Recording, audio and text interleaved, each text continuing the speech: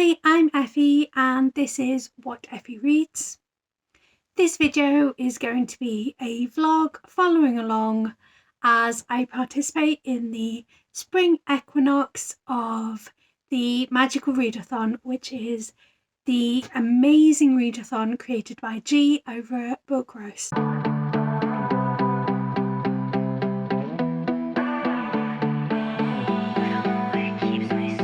Pitch black hair, his eyes are green. Head's messed up but heart so clean. So before I get into the books that I'm hoping to read this month, I'm going to tell you a little bit about the character that I've created for this readathon. So my character is called Jessie, and they are a Skymon that has been cursed to live as in Iltherian, and they're kind of trying to come to terms with their curse, but at the same time they would like to return to their Skymon form. They're on a bit of a journey at the moment.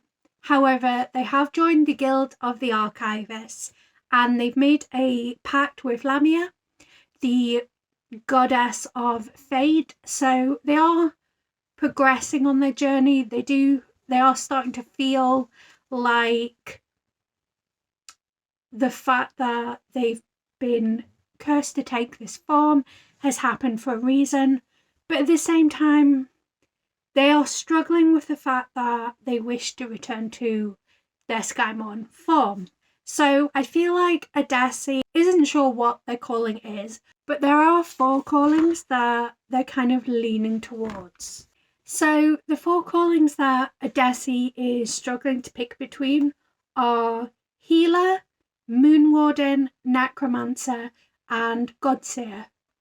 Now, those 4 feel like they fit with Jessie's character, as they're torn between finding a way to reverse their curse, but also feeling like it was their fate for this to happen to them. Because they can't pick a calling, I've basically decided that I'm going to try and read books for each of the courses they need to take for those 4 callings, and then hopefully at the end of the month, if I haven't read all the books I need to, the callings will become a bit more clear, as obviously there'll be callings that I can't do because I haven't read the books towards it. So I have assigned a book to almost all of the courses. There's one course that none of the 4 callings require, so I haven't assigned a book to that. So I'm going to go in kind of reverse order because the books are stacked that way. So for shapeshifting, I needed a book with a creature with claws on the cover, and for that I've assigned Minority Monsters by Tab Kimpton. For psionics and divination, I needed a book set in the future, so I've picked Blade Runner. For lore, I needed a book featuring mythology, and I've picked Medusa. For an intimidating read, for inscription, I've picked Circus of Wonders. For spells and incantations, I needed short stories or essays, so I've picked Vampires Never Get Old. Elemental Studies is a book under 100 pages, and my copy of the Communist Manifesto is absolutely tiny. For demonology, a book with shadow in the title. I'm going to listen to The Shadows Between Us on Scribd. And I will also say that for restoration, I needed a book featuring healers, and for that I'm going to listen to The Bone Witch. Conjuration, I needed a book with a source of light on the cover, and I've got Chivalry. For astronomy, it's a book that's at the top of your TBR, and that's She and I. For the art of illusion, it's a book with a trope you like. I did pick Never Evers. However, at the point that I'm filming, I've already read this and it doesn't contain the trope, so I need to pick something else. For animal studies, a quick read, so I've picked a Not So Lonely Planet Travel Guide. And for alchemy, a book featuring romance, so I've got 5 Seconds Before a Witch Falls in Love. So these are the books that I sort of notionally have kind of created a TBR of, but I'm very much keeping a list of what prompts each book I read ticks off, and then at the end of the month I will have a look and I'll probably shuffle these books around, but that's kind of my provisional TBR. So it's the 3rd, the 4th, it's some point in April, it's the start of April. I've finished 2 books so far this month, but I don't know if they're going to be able to count towards the readathon. But because I've got to do filming this weekend, my plan is to try and make my way through some of the graphic novels and quicker reads. So let's see what's on my pile. I think this is my complete pile of graphic novels and quicker reads, but I do feel like maybe I'm missing 1 or 2. But provisionally, this is my TBR for this weekend, which I will do between doing filming video stuff. And I will keep you up to date on how I get on. Hey! So I'm just popping in with a little update. In terms of reading books for my TBR, my Magical Readathon TBR, I've read Never Ever's. I originally added this to my April TBR because I thought it was going to have the Prince and the Pauper vibes. Unfortunately, it didn't really play much of a part in the book. It was fine. It just didn't really tick off for a trope you love, and that would have been the Prince and Pauper vibes. But it does look like you can kind of see the sun there, and there's a romance to it, so I can potentially use it for some other prompts, but basically it doesn't work for what I thought it would. And then I think the only other book for my TBR that I've completed is Mini Minority Monsters by Tab Kimpton. This is just a cute little infographic kind of book where it takes you through all manner of queer identities, and it's quite funny, it's very informative. If you're already fairly familiar with queer identities, you may not get much new information out of it, but as I say, it is funny and it's really enjoyable. And I think part of the joy as well, if you are part of the LGBTQ plus community, seeing what mythical creature your identity has been assigned. I also really there's a map at the start of the book. See if I can bring it up.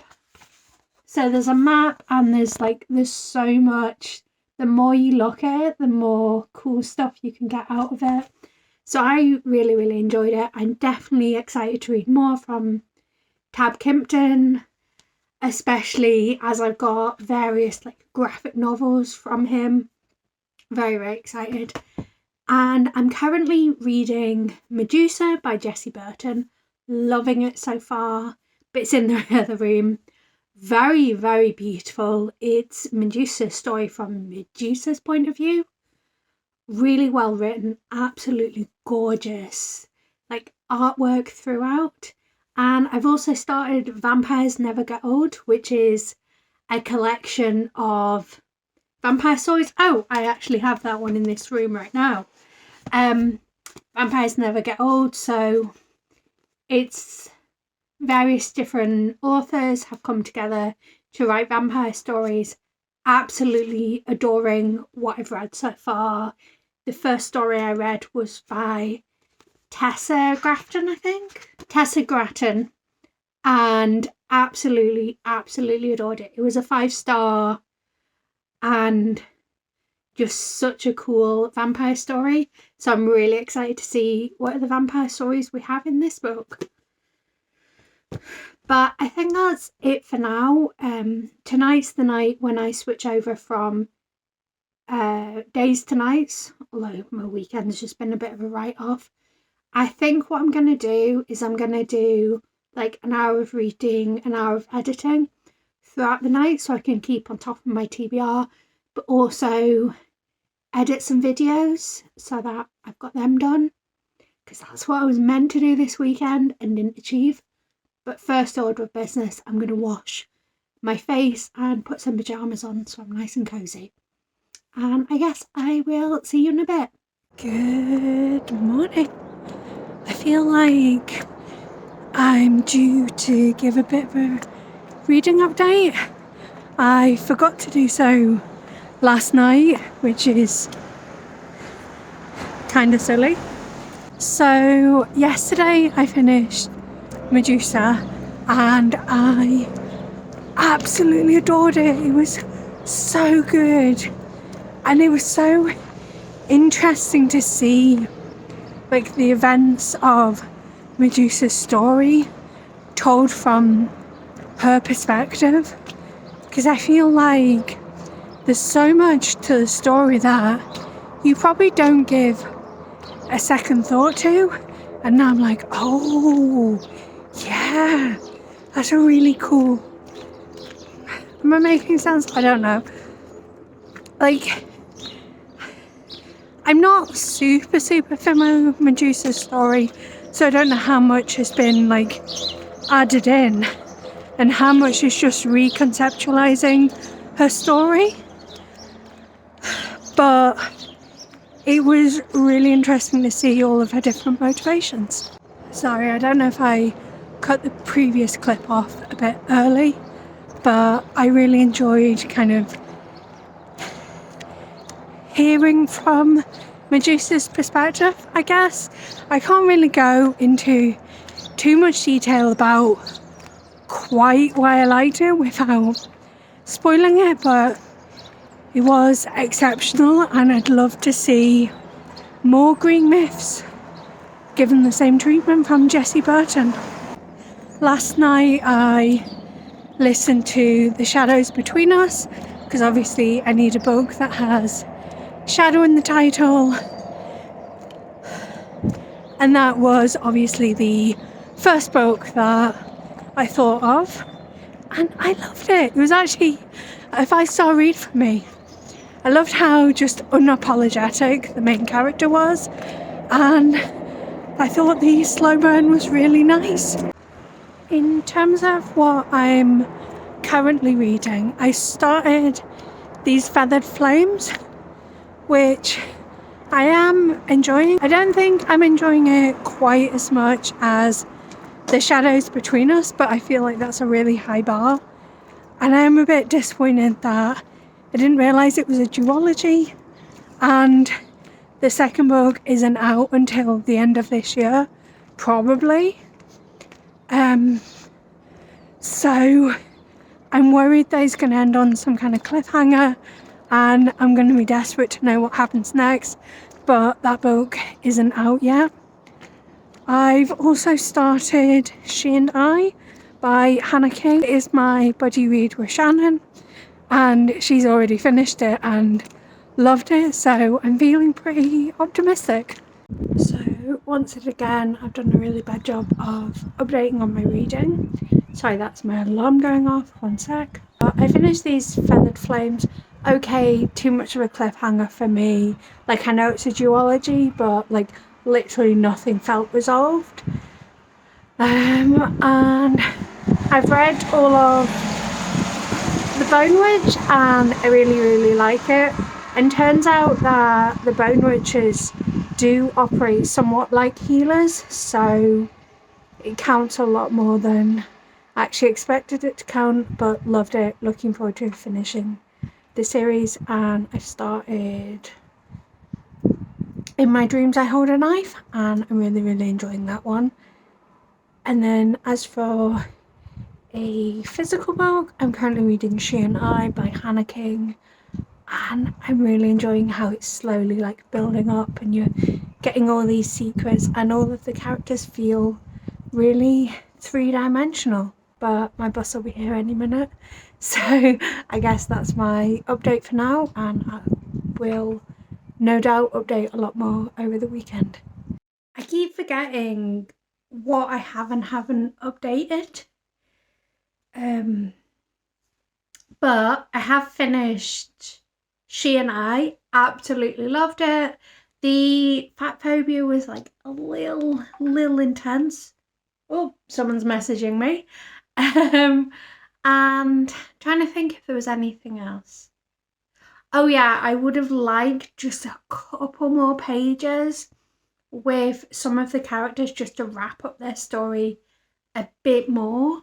But overall, really enjoyed it. It was a very strange reading experience because I actually felt like I knew who did it from the prologue. Like you're not meant to, but something about the way the prologue was written made me go, oh, okay, this prologue's written from this character's perspective.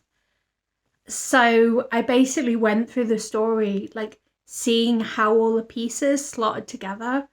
Absolutely brilliant. But I will say mega trigger warnings for sexual assault. Like there's other content that you should look out for, but the way that sexual assault is depicted in this book, particularly the PTSD as a result, is so well done that it definitely could be triggering, if that makes sense. Oh dear me. And then I also finished listening to In My Dreams I Hold a Knife and Groan. I did enjoy In My Dreams I Hold a Knife. I thought that it was nice and twisty and turny, and it was one of these where I feel like until you had all the pieces and the full picture, you couldn't guess who'd done it, which I liked. And then the final twist, I was a bit like, with, but I did overall enjoy it. I think it just didn't quite stick the landing at the end. And then for Grown, I mean, easily a 5-star. So beautiful, and kind of annoyed that I've only just gotten around to listening to it. But what I will say is I actually found it really healing, because this character is 17 years old in a relationship with someone, I want to say 10 years her senior. I'm not sure, but despite it being legal, like, it's very much not right. And the book does a really good job of putting that across, that just because other people might have done that, or just because it's technically legal, doesn't make it any less wrong. And I just absolutely love that. It's something that I continue to struggle with, because there is a part of me that struggles with the idea of, like, 16's the age of consent in the UK, in case you didn't know. And I think it's really difficult because people don't always see 16-year-olds as still being children. So it's only as I've gotten older and kind of past the ages that, oh my gosh, my words. Okay, so in brief, when I was a teenager, a man who was 10 years my senior essentially groomed me, and we ended up dating. And it's only as I've gotten older, as I've, when I was 23, so the age that he was when he first started talking to me, I'm going, what? I wouldn't speak to a 12-year-old. And then when, 25, going, why would I want anything to do with a 14, 15-year-old? But then also because the age of consent is 16 in the UK, it does kind of create a bit of a difficulty in my brain, because I'm like, oh, well, I was 15, which is almost 16, the first time we met. And I'm like, so there's a part of my brain that, whilst the adult me is 100% like, if I saw a kid in that sort of situation, I would like be so protective, I would step in. But somehow I can't give myself the same grace. I'm like, oh, well, maybe you're overthinking it, hyping it up in your head. So to have a book where it's set, I don't know if it's set in various different states, but there's one point where they're in a specific state and they're talking to the police, and this guy goes, oh, well, the age of consent is 17 in this state. And I think there is a conversation around, like, just because it's legal doesn't make it right. And yeah, it was just really, really healing to read a book that basically tells me that all the things I'm working through and thinking are correct. And also, it's really refreshing for an age gap not to be portrayed as, you know, fine. Like, don't get me wrong, like, if you are reading erotica, this is editing Effie. I'm just going to pause myself here to say that the point that I'm making in this video right here is me talking specifically about age gap romances where both of the parties are consenting adults. I am in no way saying that even in the context of kink, an adult minor relationship is okay, if that makes sense. That is very different. That comes down to kink, and I'm not going to kink shame people. Enjoy your kinks, but in a real life scenario, a 17-year-old and I can't even remember how old the guy is. Let's say he's 27 in this book. Like, a 17-year-old and a 27-year-old, that's just not right. I feel like I've rambled about this book for so long, but genuinely, it was so powerful because whilst I'm not Black and I'm not a woman, I can completely relate to a lot of what was being said in the book. And it felt like I was seen, even if the book isn't about me, and I'm not going to try and centralize myself in the narrative. It's just the way that this book made me feel. And I mean, even if it wasn't a Tiffany D. Jackson novel, so almost automatically a 5-star, on vibes alone, this book would be a 5-star. And I'm just so glad that I've read it now.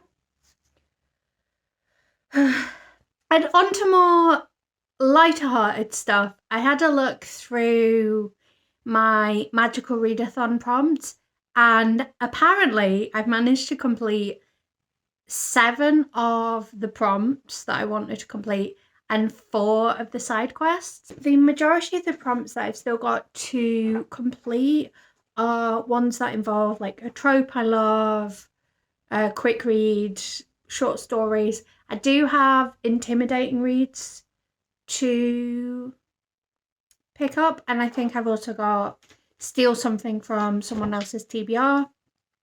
But generally the prompts that I've got remaining aren't particularly bad ones.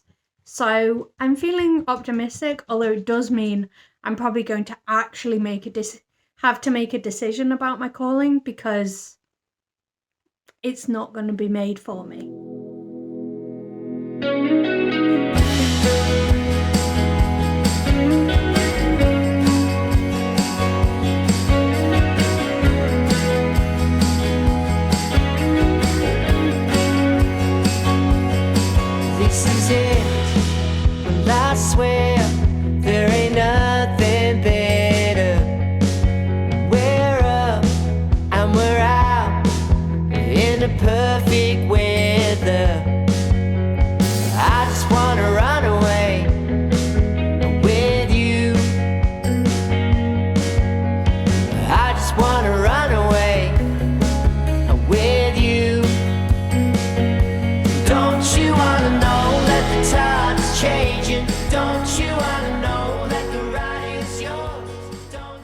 Since I last checked in, I've read a bunch of books.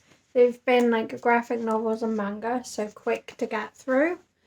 But it does mean I've managed to tick off a few more prompts. So going in reverse order that I read them, we've got 5 seconds before a witch falls in love, I think. Yes, 5 seconds before a witch falls in love.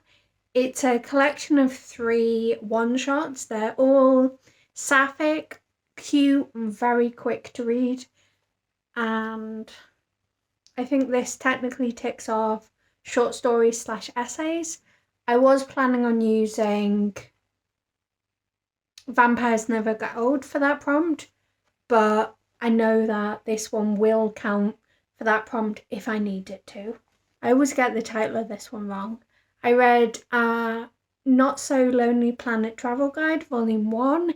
It's really cute. Basically, it's these 2 guys that agree to go on a round the world trip before getting married, and they're just such a cute couple. It's really sweet, quite funny in places, very, very fun to read. Not quite as quick a read as the previous one, but still very enjoyable. And then we've got Chivalry by Neil Gaiman and Colleen Doran. The concept of this is an elderly widow finds the Holy Grail in a charity shop, and Sir Galahad tries to reclaim the Holy Grail from her.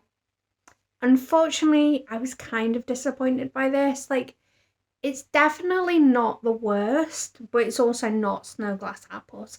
The artwork is absolutely stunning, but this book felt so overwritten. Let's see if I can get an example. Like, so they're talking about having afternoon tea, and it says, Mrs. Whittaker took another macaroon. Mrs. Greenberg baked her own macaroons and brought them over every alternate Friday. Small, sweet, light brown biscuits with almonds on the top. And I was like, what? It's a graphic novel. You can see that they're small, sweet brown biscuits. Like, I get that it's probably the original text of the story, but even then, like, I feel like that would come across as just so overwritten. But also, the artwork is stupidly beautiful. Like, you've got pieces like this. So it's a very difficult one to rate because it is so beautifully done, but the story behind it isn't that fantastic. So a little disappointed, but still a nice asset to my collection. And then the final book that I'm going to talk about for now is Lore Olympus Volume 1. I'm sure I've heard a lot of people say, like, it's not what I expected going in. I think because, like, Persephone and Hades are on the cover, and I think in general they're on the covers of all the announced volumes so far. So it feels like this is going to be a Hades and Persephone retelling. And to an extent, it revolves around Hades and Persephone, but there's a lot more about all of the Greek gods in this story. It's not just these 2. So I don't know if this is just like a really slow burn, or if this is more of just a general Greek mythology retelling. Not sure. But I know that this was on G's TBR for this month, as it is her Mooney Book Club book. So it counts for the prompt of steal a book from someone else's TBR. And as much as this wasn't what I was expecting, I did really enjoy it. It was really funny, and I'm desperate to be able to talk about it with my friends to see, like, which characters we recognise each other in. And I'll definitely be picking up the rest of the volumes. I'm hoping Illumicrate does another edition because look at those edges. That is absolutely gorgeous. And I'm very tempted to go on Webtoon and just read the rest of it. I guess we'll see. But I will check back in later when I've read some more. So I decided to pick up Girl Unknown by Karen Perry because of the books that I still want to read, have to read. It's the book I'm least looking forward to. It is on my self-destruct list. And I've not even really got into the meat of the story yet, but I just needed to stop and comment on it because I'm on page 8 and there's already been a thing of, oh yes, this student claimed that this professor had sexually assaulted her and it was the worst thing in the world for the professor. And I'm like, really? 8 pages in, you're going to go with that? That really doesn't set the best tone for this book, to be honest. Believe people when they say these things have happened. I don't know. Hopefully it gets better. Hopefully it's just a random thing. I think this is meant to establish that this character is just an absolute jerk, that this is 8 pages in what he's chosen to say. But it's still not the best tone to set this book on.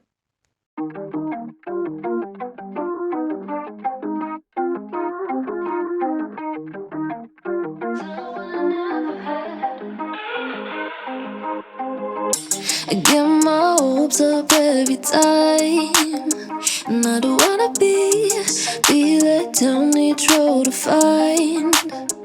I just wish I'd seen the price tag for my heart breaking. Was it worth all that waiting when I always knew? So I'm sure I need to do a more full update, but last night there was a whole heap of craziness on the Discord as we got some calling specific quests, and I managed to get a quest for Moon Warden, so I guess I've picked my calling. And the prompt for that is a book with a moon on the cover. So I could potentially use Cirque du Freak Omnibus Edition Volume 1, as that is very much the moon. But I also have Circus of Wonders on my TBR, which the main character is called Nellie Moon, and I think she's on the front cover. But also, I'm pretty sure one of the editions I've got on the naked hardback, it's got a foil moon, so that could also work. But if I don't use this for a moon on the cover, the one prompt I still need to fulfill is Art of Illusion, which is a trope that you like or love. And this book deals with grief, and I do quite like books that deal with grief. So that could work for that prompt. And I'm sure I'll check back in later with more thoughts on more books. But that's it for now.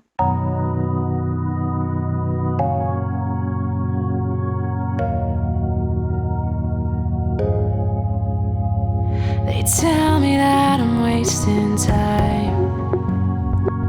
Tell me something I don't know. You left fingerprints across my mind. I try covering them, but they still show. If I had a choice, and whether or not I'd be moved on from you by now. If I had a voice or a shot at letting you go, putting you down, you know I would, but still I miss you. And it's hard, cause my heart doesn't want to. No, I know that it's no good, and I should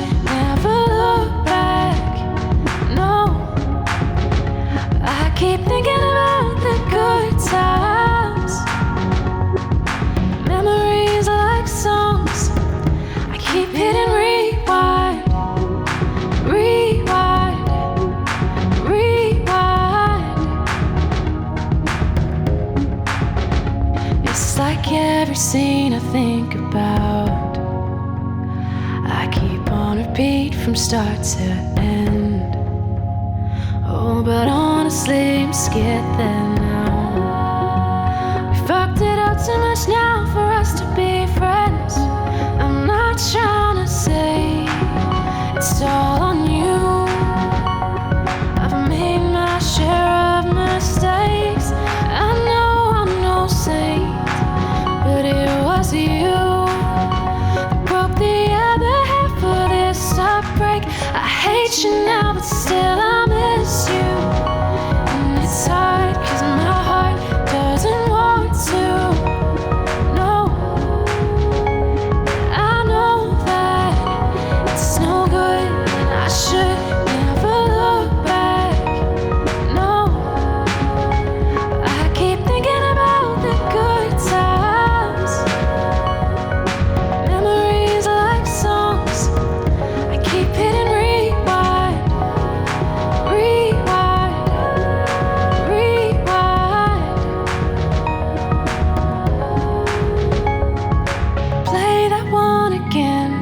First day that we met, before the start of an end had even happened yet. Play that one again. The night you took her out, the day after you said you wanted me without a doubt. Maybe then I can put an end to glorifying you, everything you put me through. Yeah, yeah, yeah. I miss you. And it's hard, 'cause my heart doesn't want to. No, and I know that it's no good, and I should never look back. No, but I keep thinking about the good times. Memories like songs. I keep hitting rewind, rewind, rewind. Like songs. I keep hitting,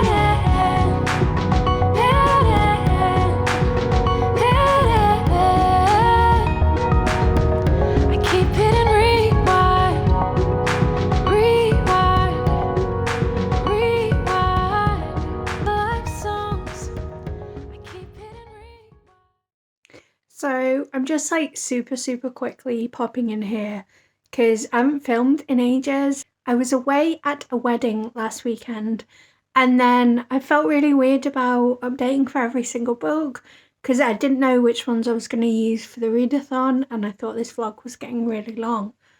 But I will do a very quick like whistle stop update a little bit later. But like food just cooked, so I'm just popping in now because I'm rereading the first Malory Towers book because I remember loving it as a kid, even though my father, I now discover very rightfully, is not a fan of Enid Blyton. And it's not good. Like overall it's just a really bad book. But like they bully each other something rotten and then are like, oh well, serves them right because they're like whiny or whatever. So not great. It's got anti-Irish sentiment, which like you possibly wouldn't know the origins of, like if you use the term in modern days, but Blyton 100% would have known what she was writing. I know that there used to be a lot more references to like hitting the children in the previous books, which has been changed in the like republication. But I'm pretty sure at one point they're like, oh, this character's mother should have hit her more, but like they've changed it to scolding rather than hitting or something. But that's what I think has happened. And yeah, just they're generally really slow. So I'm struggling. Like this book's less than 200 pages long and I'm like, why did I love this as a kid? This is really not good. So I finished Malory Towers. I think it's called Malory Towers First Term or First Term Malory Towers. Basically, it's the first book in the Malory Towers series. And I have a whole heap of thoughts. So the first thing is, sort of a smaller thought. And it's especially in light of the situation that's been going on this past week with the romance author and the racially ambiguous covers with characters that are very much white in the story. This kind of came to mind, but this is the cover of the book, and to me this looks like a very racially ambiguous cover. Now, I am very aware this is the art style, as these are all the other covers, so you can see it's something that carries on across all of the covers, but it's very odd. This is Enid Blyton, famously incredibly racist, so I'm just going to say that the characters are all white, at least in this book. Highly likely they are. They're never depicted as anything other than white, which obviously that's not the default, but knowing that Enid Blyton was incredibly racist and not having any of the information to suggest these characters aren't white, that's, I feel like, a fair assumption.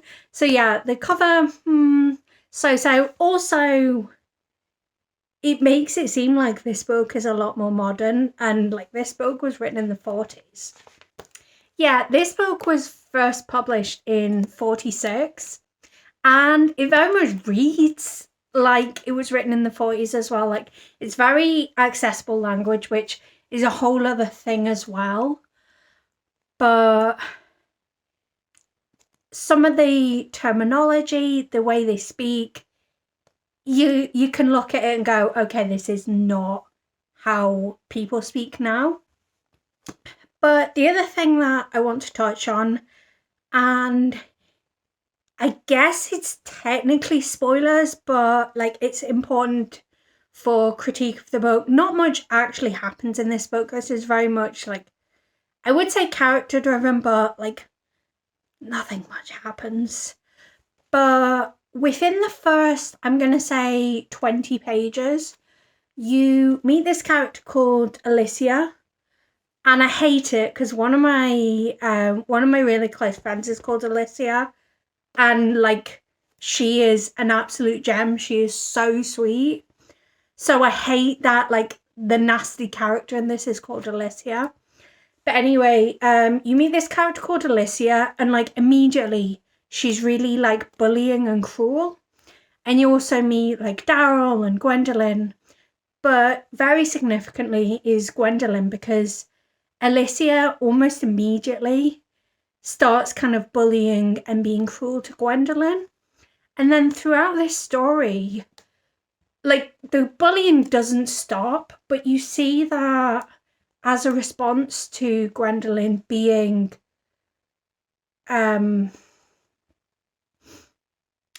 bullied and being stigmatized, she lashes out and she starts being cruel. At one point, now bear in mind this is a middle grade, at one point she tries to drown one of her classmates, and there's a tone to it that makes it seem like it's an issue with Gwendolyn. And don't get me wrong, like Gwendolyn is not the nicest character, and she's very much like, she's very sheltered and she's had very little exposure to people outside of her family. So it's a bit of a shock to the system that she's not seen as being as special as she thought she was. But there's definitely a tone to this book that almost suggests that what Alicia is doing to Gwendolyn is the right way, and how Gwendolyn's reacting is the wrong way. And yes, Gwendolyn responds incorrectly, but the fact that none of her classmates are picking up on the fact that Alicia is clearly bullying her, and the fact that the teachers as well, whilst not directly bullying her, they're not showing her kindness. There's also Daryl's like physically violent with her classmates, and that's not great. Blyton is not a great author, and have I ruined a bit of my childhood by rereading this? Not really, actually. Like, I do remember liking the Malory Towers books, but I'm not so tied to them that I feel like it has altered my childhood in a way that hurts. But I do think I'm now able to get closure because I know that these books aren't very good, and whatever I got out of them as a child is not something that I'll be able to get out of them as an adult. I think any intrigue, interest I might have in the story, I can probably find on Wikipedia. Like, you can find the blurbs and the full plot of a lot of like very major stories. So I can just go on that and find out if there is ever any growth. But I would have liked to have seen Alicia getting her comeuppance in this book. Yes, it's under 200 pages, but as an adult reading it, it is upsetting to me that Gwendolyn gets this like nastiness throughout, and like Gwendolyn gets her comeuppance, even though like it's a lot more complicated than Gwendolyn just being the antagonist. I also think Daryl's not a great character either. And by all means, write your characters in a 3-dimensional way. I'm not for a moment suggesting that these characters need to be black and white, but there almost feels like it's trying to portray it as these characters are one or the other, when actually there's a lot more dimensions to it that are just being glossed over. Because my dad didn't like how simplistically Blyton's writing is, the Malory Towers books are the only Blyton books I read growing up, which I think is, at least in the Western world, less common. Although maybe it's a UK thing. Like, let me know if Blyton is as big internationally, like in America, in Central Europe. I'd be interested to hear that, actually, because I feel like you often don't realise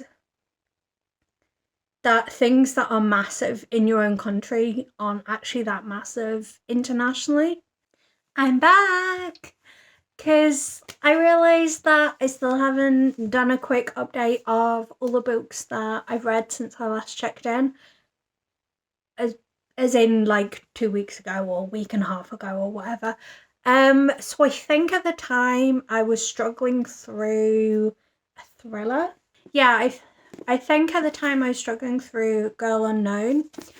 Well, in the end I managed to find... No, I didn't find spoilers actually, but I read a lot of reviews that basically said the last chapter was what made this book, and I was having such a struggle that I decided that if anything was going to push me to read it, it would be spoilers, which feels really weird because I'm so extreme in my feelings on spoilers that like I'll go into a book, I won't even want to know what's on the blurb. Like, I will read the blurb most of the time, but, like, I don't want to know anything about a book. But I was just finding it a massive struggle. So, I went and read the last chapter, and spoiler warning until I stop holding this book up. I read the last chapter, and it sealed my decision that I had no desire to continue with this book. Because in the last chapter, we find out that the father kissed his daughter, but not only was that going on, but the brother was also interested in the girl who would have been his half-sister. So basically, very heavy incest, which definitely not my cup of tea. And yeah, I really wish I'd never picked this up, to be honest, because that's a fair chunk of book I got through and basically wasted my time on an incest story, which is pretty much the hard line for me. I have no interest in reading a book that involves incest. So that was a nope from me. And let's see what else I've read. So I've just got my phone in front of me for like my page tracker, and I'm going to try and see where I got up to. I don't know if I talked about the embroidered book. It's basically like Enchante, but make it twice as long and twice as dull. Very weird, because it seemed to have been pitched as being really unique, and I was like, this is literally just Enchante. Loved A Spindle Splintered, loved When the Tigers Came Down from the Mountain, loved Empress of Salt and Fortune. I listened to an audiobook, A Darker Shade of Magic, absolutely adored it. It's still a 5-star for me, which is good because I recently got, you can't see it, but I recently got my first V Schwab tattoo, and I absolutely adore it. I read an arc of a book called The Moment We Met, which is the second book in the Have We Met series, which I didn't know was a series, but it's your standard romance companion novel type series. So I was able to read it without reading the first one. But it does mean that I knew who was Endgame in book 2. I've now also read book 2. I absolutely love these books. They deal with grief.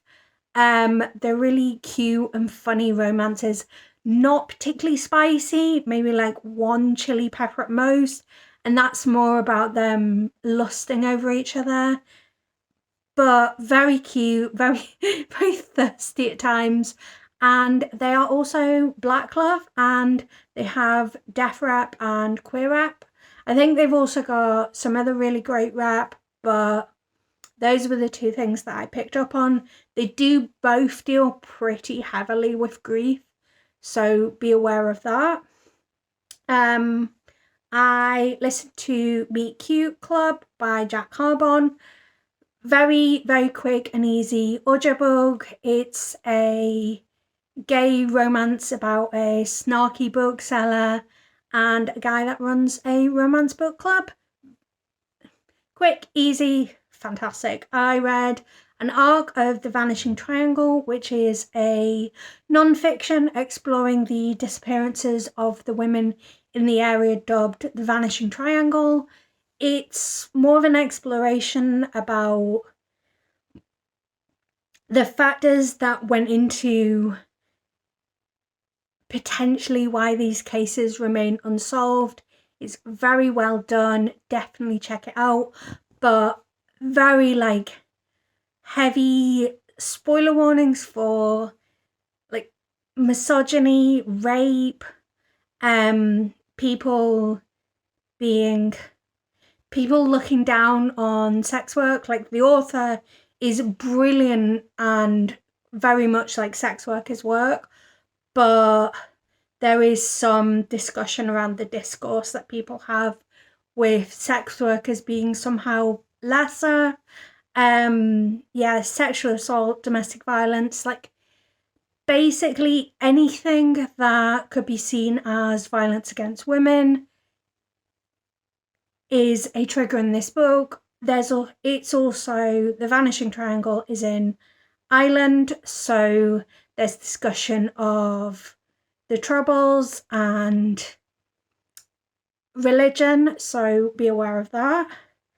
And then, yes, I have finished some more stuff.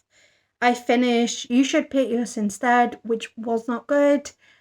There were short stories, which I sometimes struggle with anyway, but it felt like just as it was getting to kind of a point it ended, I would have just liked like a few more sentences, paragraph into each one. I listened to Orgy, that was very quick. Didn't leave much of an impression, but it wasn't a bad story by any stretch of the imagination. I said I listened to Have We Met, also really loved that, even though I knew who was going to be Endgame. And obviously we know my thoughts on Malory Towers. And I also read Ethel and Ernest by Raymond Briggs, which was a book that I remember loving from childhood. And unlike Malory Towers, it lived up to expectations and surpassed them. It's now gone on my Amazon wish list of favourite books that I don't physically own, as I borrowed it from the library. Also, I went to the library yesterday, as you've probably seen in the B-roll, and I now have a stack of books to get through, and I want to read every single one immediately. And that was a whistle-stop tour of everything I've read. And now I'm going to get back to reading because I want to read everything immediately. So we're just going to ignore whatever's going on here. I am popping in to talk about The Butterfly Garden, which I listened to last night for the prompt of a butterfly or moth on the cover. It was like just the right level of completely and utterly messed up. I was pretty much like loving it all the way through, but the ending didn't deliver as much of a punch as I would like. Now, I do know this book is part of a series, but I'd be surprised if the next book follows the same kind of storyline.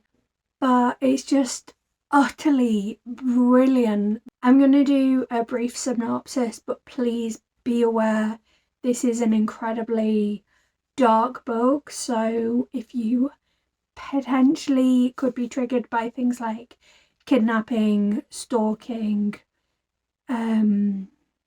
sexual assault, that kind of thing, skip forward in the video. So basically this book follows this group of women who have been kidnapped by this guy, and when he kidnaps them he tattoos butterfly wings on their back and keeps them as his personal butterfly garden. So it's very like dark and twisted and just completely messed up, but it just hit the spot for just how dark it is. And I probably will be looking for the further books in this series, because if this is how the series starts, I'm really intrigued with how it continues. So the Magical Readathon is now complete, and just to finish off this video, I'm going to play some B-roll of me updating my Magical Readathon Scrapbook whilst I run through all of the books that I read for this readathon and what prompts they fulfilled. I ended up making a sort of secondary character for all of the extra books that I read, but first I'll go through the books I read for my primary character. So I decided that my character would be pursuing the calling of Moon Warden, and there were 5 courses that they needed to take for that. The first being Art of Illusion, and for that I needed a book featuring a trope that I like. I found it really difficult to kind of hone in on a trope that I do like. However, I decided that I was going to use a book featuring grief, as I do enjoy when that's explored really well in books, and for that I chose The Moment We Met by Camille Baker. This is a book that's coming out in, I think it's next month, and it's the second book in the Have We Met series, which is a series of romance books where there's an app called Met that is able to tell you if you have met your soulmate. They are really sweet, fun reads, and they include queer rap, death rap, and our black love stories. The next course that I needed to take was astronomy, and for that I needed to read a book that was at the top of my TBR, and I decided to pick up The Paris Apartment by Lucy Foley. For elemental studies, I needed to read a book that was under 100 pages, and for that I read A Leaf on the Wind of All Hallows by Diana Gabaldon. It is book 8.5, I think, in the Outlander series. It follows a character that's been mentioned a little bit in the story, but it just gives you a bit more of their backstory. For spells and incantations, I needed to read short stories or essays, and for that I listened to You Should Pity Us Instead by Amy Gustantine. For restoration, I needed to read a book that featured healers, and I chose Have We Met by Camille Baker. I actually read Have We Met and The Moment We Met the wrong way round, so I read book 2 before book 1. And one of the love interests in Have We Met is, I think he's a physio or something like that, so an allied health professional. So I thought that worked pretty well. As I said, it focuses on this app called Met that tells you if you've met your soulmate. And then we get into the many quests. I'm going to run through these quests fairly quickly because I did complete a lot of quests. I took the approach of, because my character has made a pact with the god of fate, they believe that every quest they come across, it's fate that they come across, and they're gonna kind of pick up as much as possible. So for feather improvement, I needed a book with a feather on the cover or in the title, and I read The Summer Children by Dot Hutchinson. This is book 3 in the collector series. I actually ended up using all 4 books from the collector series for different quests. They are quite messed up in the serial killers that they're chasing or you're learning about.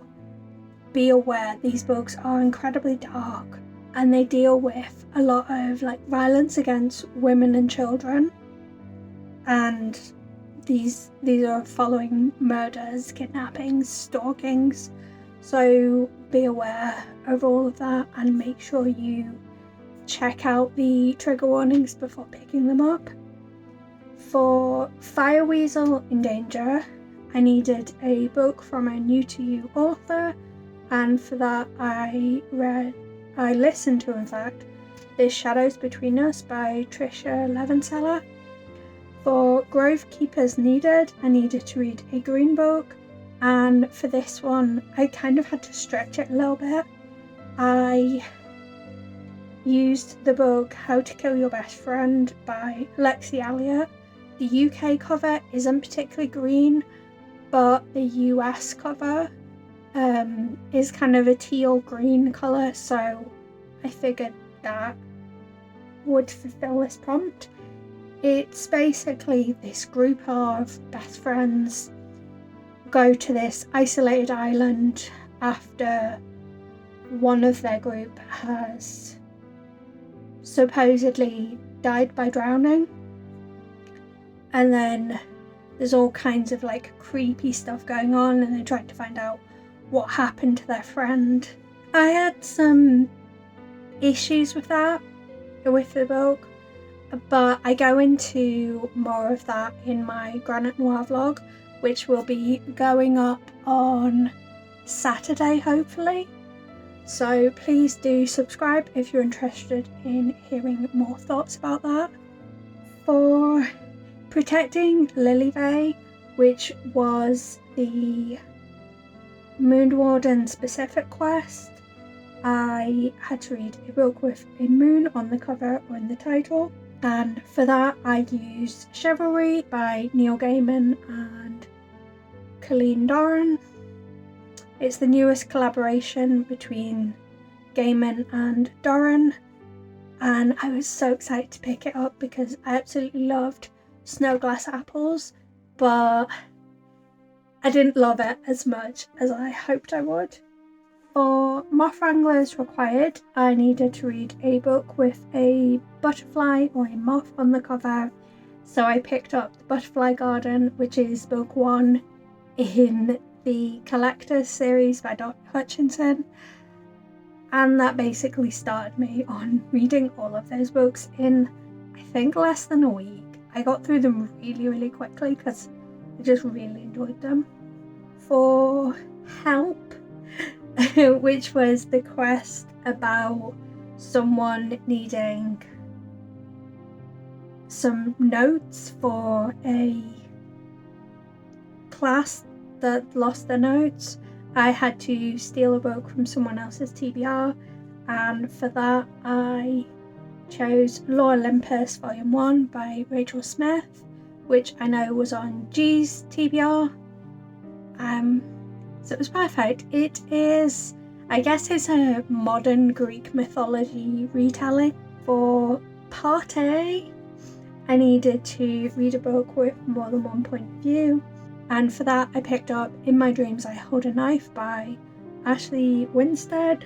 So this book revolves around a college reunion where they're trying to get to the bottom of the unsolved murder of one of their group of friends.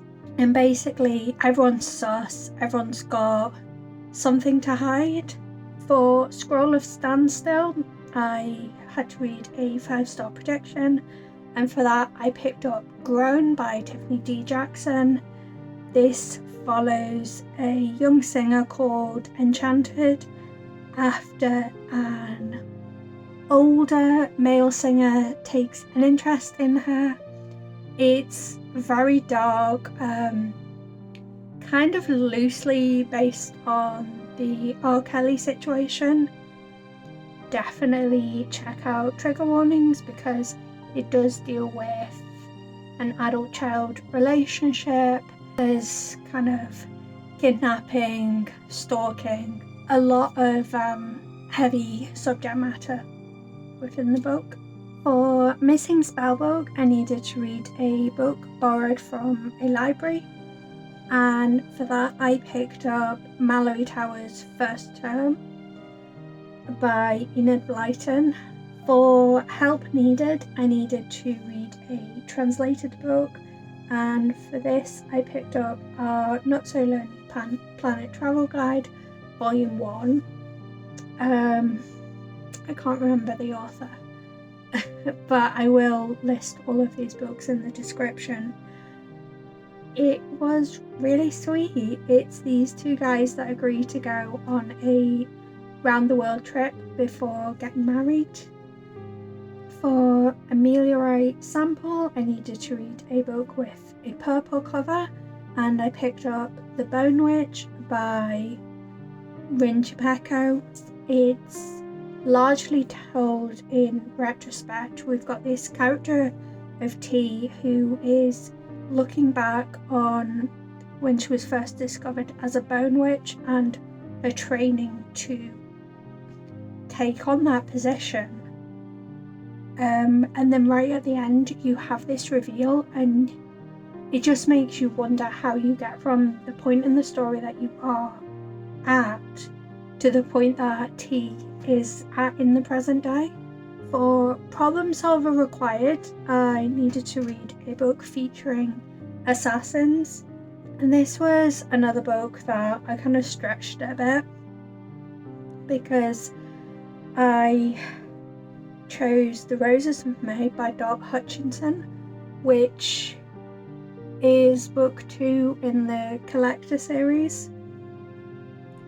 And basically you've got murderers, which are kind of like assassins, like they're targeting specific people to kill them. But I mean there's something else in the plot that it feels more assassin-y as well. And the last 4 quests that I did with my character of Jessie were combat, training friend needed, and for that I needed a buddy read book, and I popped on She and I by Hannah King, which was my April buddy read with Shannon from Head in the Books. For rare ingredient, I needed a book with the letter D in the title, and for that I chose The Embroidered Book by Kate Hartfield. This was a kind of alternative history of Marie Antoinette and her siblings, and it featured magic. Essentially though, it felt very similar to Enchante. Like, the magic system was a little bit more complex and you're following slightly different characters, but these two books take place at such a similar time period that there's some things that occur in both of them. Like, they were clearly like massive technological advances, so they exist in both books, and it's really weird. For missing kids, I needed to read a childhood favourite, and for that I picked up Ethel and Ernest by Raymond Briggs. I am fairly sure I read this as a child, but I absolutely adored it. It tells the story of our titular characters, Ethel and Ernest, and you're basically following them from when they first meet all the way through their lives, to them having kids and whatnot.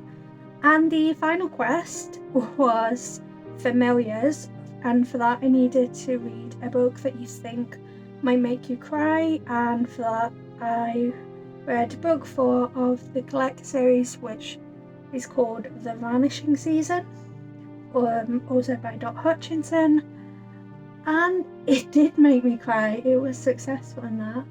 That is all of the quests that I did and all of the prompts that I fulfilled for Odyssey.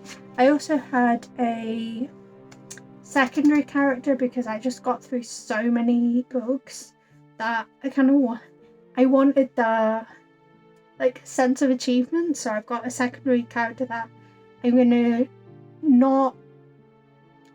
be super chill with, and if I manage to complete prompts for, brilliant. If not, fair enough.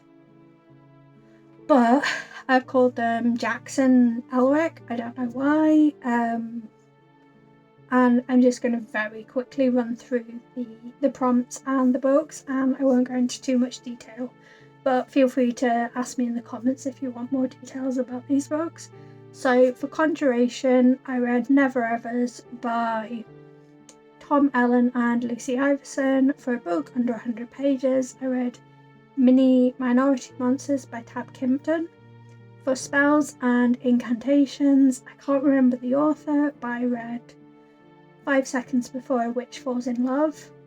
For restoration, I stretched this one a bit, but I read A Darker Shade of Magic by V. Schwab. For Scroll of Standstill, I read A Spindle Splintered by Alex E. Harrow. For Fire Weasel in Danger, I read Empress of Salt and Fortune by Nevo. For Help, I read Medusa by Jessie Burton. For Feather Improvement, I read These Feathered Flames by Alexandra Overy. For Rare Ingredient, I read When the Tiger Came Down the Mountain by Nevo. For Party, I read Meet Cute Club by Jack Carbon. And for Help Needed, I read Cirque du Freak Omnibus Volume 1 by Darren Chan and Takahiro Arai. And that is all of my books that I read for Magical Readathon. I did read, I think, 5 more books, something stupid like that, in the month of April. But I wasn't able to use them for anything. So I hope you enjoyed this incredibly long vlog. Let me know if you participated in this readathon, how you got along, and until next time, bye!